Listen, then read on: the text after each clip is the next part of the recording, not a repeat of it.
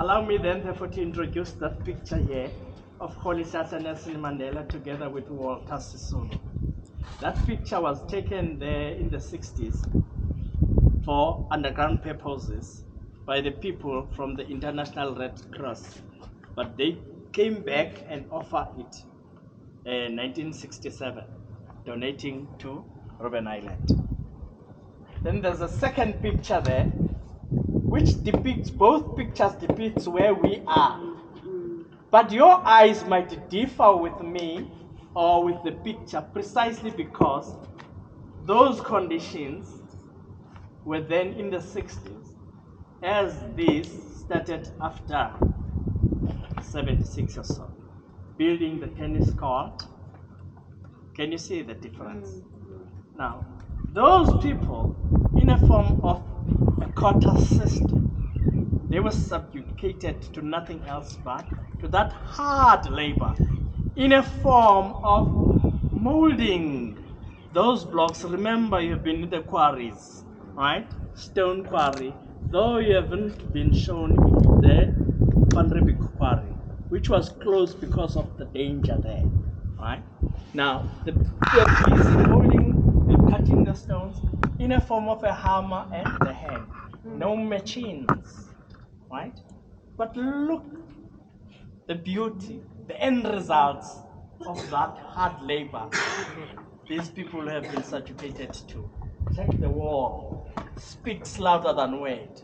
They themselves never been involved in building the block, the brick, or the prison, because there at the back there's left the foundation of the zinc trunk and the oak trunk, right, where they spend most of the time, right, be ill-treated, right, naked at times. They're having their clothes off wearing, then the other clothes for going to work are wet. Reason? Nothing else but to induce them to have what is called die natural death. But those people, fortunately, they manage to survive. What makes them to survive? You ask yourself that question, and then you come up with a verdict with me. This is a beautiful garden. Though you might differ with me, but to me it's still beautiful even today. That garden was looked after by Ndatem Tswaledi, co-accused of Holy Sasa Nelson Mandela. Then there's what is called DLB. DLB, it's absolutely nothing else but dead letter box, right? Before driving your way to the dead letter box, there's a book called Long. That book was written by Holy Sasa Nelson Mandela. 1, 2, 3, 4, in the fourth window, in a form of a toilet paper. After finishing the book, in fact, a chapter that day, in form of a toilet paper, he'll close it and he'll over to Ndatem Tswaledi. That Ndatem Tswaledi kept all the manuscript to that DLB there. You see? And if you check, you further go and make another garden here in the hospital for the purpose of nothing else, informal and formal education. Because these DLBs in other sections, they keep what is called umkhabulo. What do I mean umkhabulo? It means where we capacitate ourselves. Reading of news, I recall one day reading the news, and then we analyzed a case, and then we came up with a verdict. That verdict took me, after 5 years, the verdict in court scenario, it was the same verdict with the prisoners. Do you read that? Now, most of the papers, because I immediately go to the rules and the regulations where you are being selected according to notch. A and B were privileged people who can read and write or have education, because education was not by right, but it was a privilege.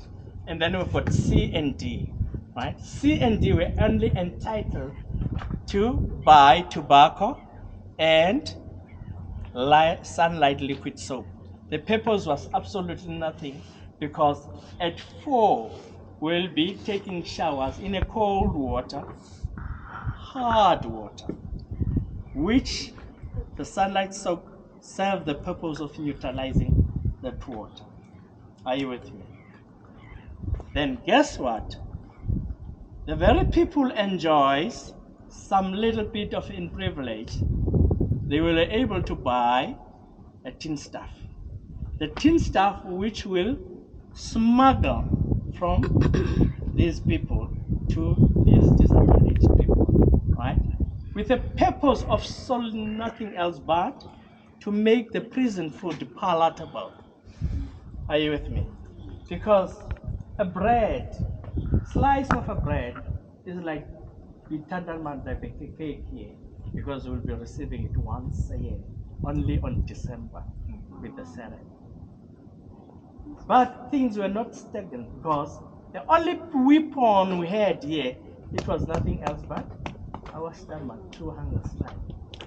And it was not easy and say, look, people, let's go for hunger strike tomorrow. No. I have to first persuade this one and other one, up until we managed to reach a certain number. From a certain number, we managed to persuade in terms of political differences. Up until we agreed, then we go to hunger strike. The only difference that is one of the hunger strike, it was immediately after 1976.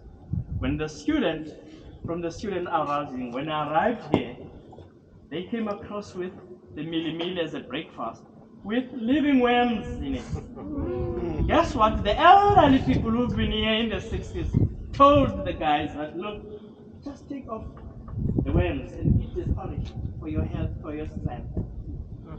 And then guess what? We're still young. Better. We'd rather die. Because we even said now, education later, freedom now.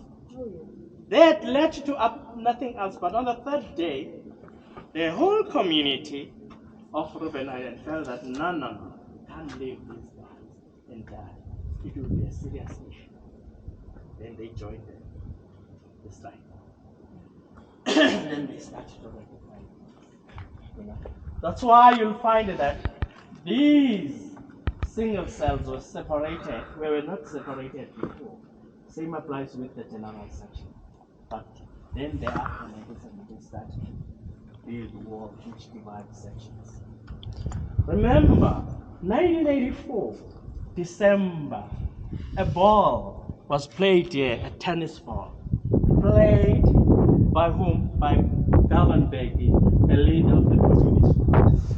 Who reaches that ball? Reaches me in A section, right? When I took the ball, opened the ball, only to find out there's a note within the ball.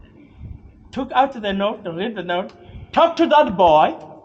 He must come back home. He doesn't belong there. I read the message, understand it fully, but unable to interpret the message. Fortunately, a next person next to me, it was my father.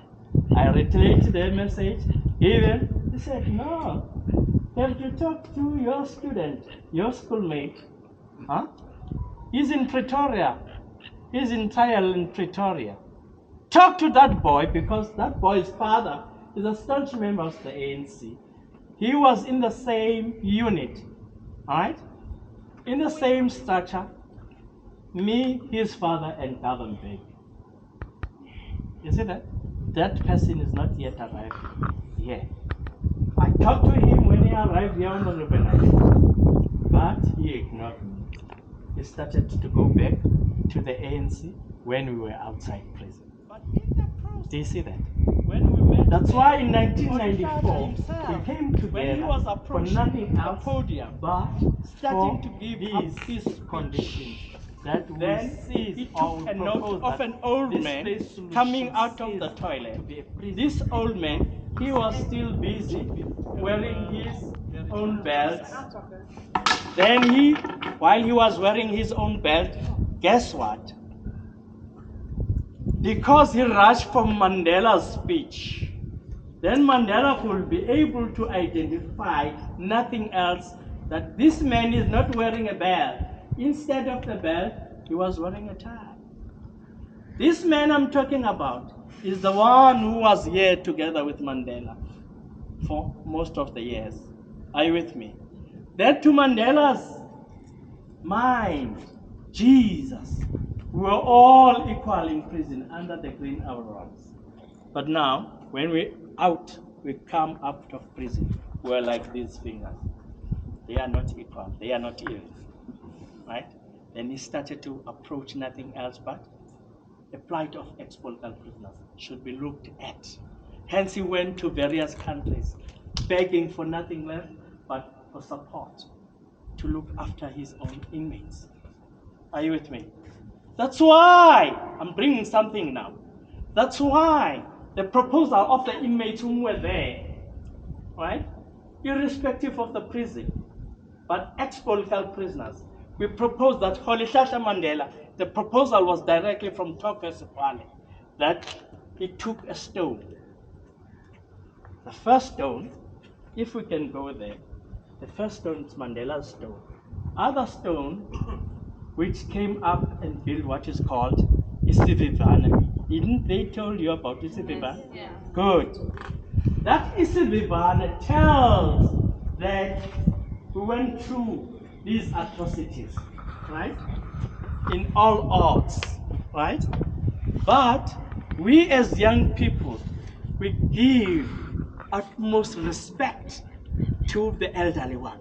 That's why when I come across with the senior people, I respected them because they started the foundation of almost everything in life.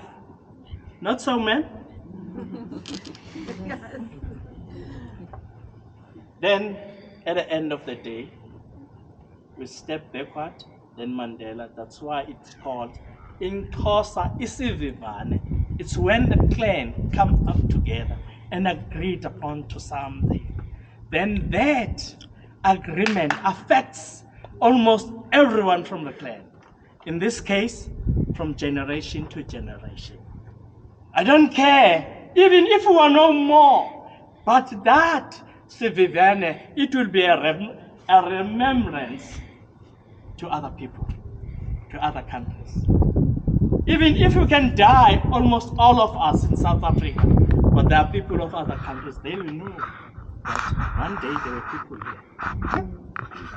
Oh, please.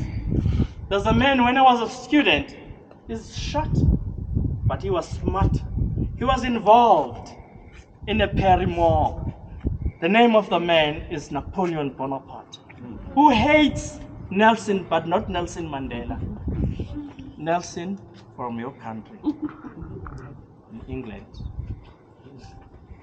Then you finish that story on your own when you receive the book. Let's come.